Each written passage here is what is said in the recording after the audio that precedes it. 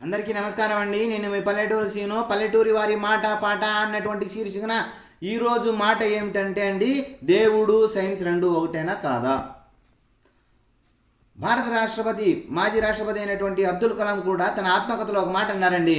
ఏమని అంటే, కొంతమంది మనుషులు సైన్సు భగవంతుడు రెండింటిని ఎందుకు వేరువేరుగా చూస్తారో నాకు ఇప్పటికీ అర్థం కాదు అని అంటారు. దేవుడు సైన్స్ రెండు ఒకటే. మనం గుడికి వెళ్తున్నామంటే సైన్స్, మనం మొక్కుతున్నామంటే సైన్స్. ఇది నిన్న ముక్కోటి ఏకాదశి గురించి మనం చెప్పుకున్నాం కదా.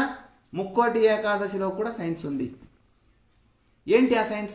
ముక్కోటి దేవతలు భూమి మీదకి వచ్చి ప్రజలందరినీ కూడా ఆశీర్వదిస్తారు అని చెప్పగానే ప్రజలందరూ కూడా తండోపతండాలుగా తరలి వస్తారు.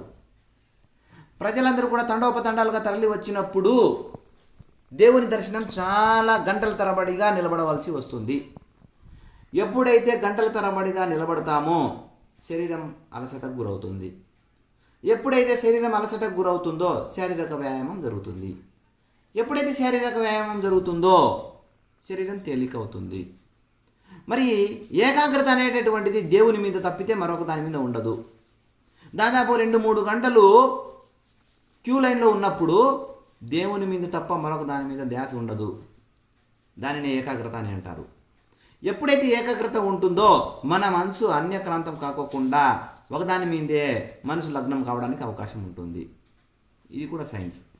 కాబట్టి గుడిలో మనం అడుగు పెడుతున్నాము అంటే అక్కడ సైన్స్ ఉంది.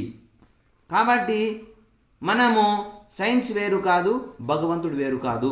మనము కొట్టే కొబ్బరికాయ సైన్స్, దాని కొబ్బరి చిప్ప సైన్స్, గుడిలో గంట సైన్స్, పచ్చకర్పూరం సైన్స్, మరి అన్నీ సైన్సే.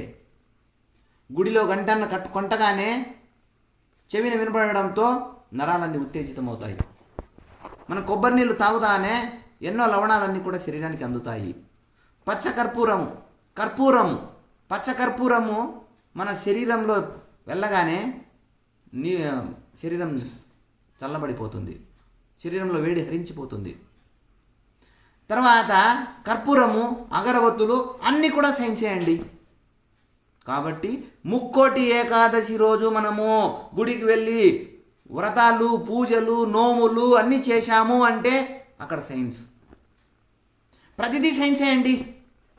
కాబట్టి ముక్కోటి ఏకాదశి రోజున ముక్కోటి దేవతలు మనల్ని ఆశీర్వదించారో లేదో తెలియదు, కానీ మీరు వెళ్ళినటువంటి క్యూ లైన్, మీరు కొట్టినటువంటి టెంకాయ అన్నీ కూడా సైన్సే అండి. భగవంతుడు సైన్స్ రెండు ఒకటి.